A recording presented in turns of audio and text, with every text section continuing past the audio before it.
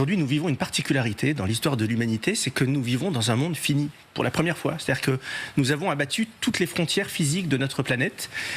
Or, l'homme, l'humanité, a de tout temps eu besoin d'abattre des frontières, d'explorer, de découvrir, de conquérir.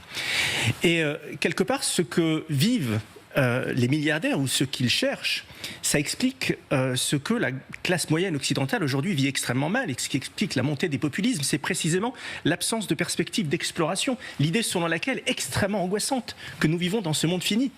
Parce Il y a l'espace quand même. Mais alors justement, si beaucoup d'entrepreneurs aujourd'hui, Jeff Bezos, Elon Musk, se projettent dans la conquête spatiale, abattre les limites en termes de distance. Si d'autres entrepreneurs se combattent aujourd'hui sur une autre limite à abattre, c'est la limite de la vie, combattre la mort, avec des entrepreneurs comme Peter Thiel, qui est le cofondateur de PayPal, qui a décidé de se donner comme objectif à horizon 2030, donc 2030 c'est demain, de faire en sorte que les 90 ans soient les nouveaux 50 ans, ou Brian Armstrong, le patron d'une grande société américaine, Coinbase, qui veut tout simplement guérir la vieillesse.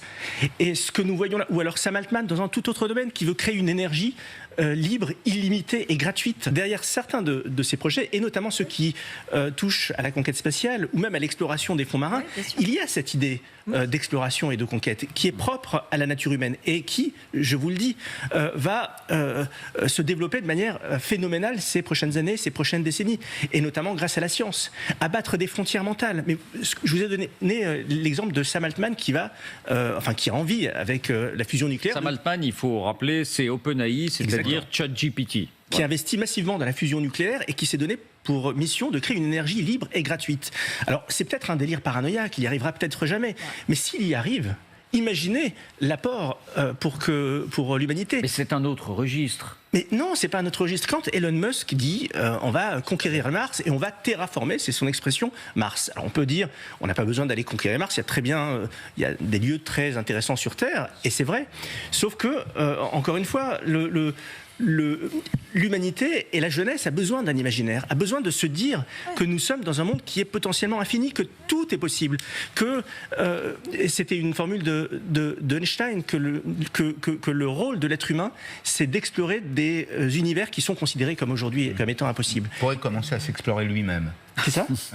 C'est un univers infini, l'être humain. Oui, certes, mais vous pouvez me dire, et vous auriez raison, qu'il y a d'autres conquêtes. Les conquêtes culturelles, on n'aura jamais lu tous les livres du monde, ça aussi c'est extrêmement intéressant, c'est infini. Mais on ne va pas avoir, nous, l'arrogance de dire la bonne conquête, c'est la lecture, c'est la culture, et la mauvaise conquête, c'est l'espace. Moi, ce qui me frappe, c'est plutôt que c'est une conquête privée. Oui, alors ça. Que c'était des conquêtes, c'est l'objectif de Kennedy, c'est les nouvelles frontières, je comprends très bien cet objectif. Mais c'est souvent les États, c'est d'abord les États. Et là, on voit que c'est individualisé grâce à sa fortune. Alors, c'est plus tout à fait comme ça, Ruth. Mais c'est ça. Prenez l'exemple de la conquête spatiale. Mais parce que les États n'ont plus les moyens. Mais non, c'est pas tout à fait ça. Aujourd'hui, les rôles se distribuent différemment avec les États et les entrepreneurs. La conquête spatiale américaine est très intéressante.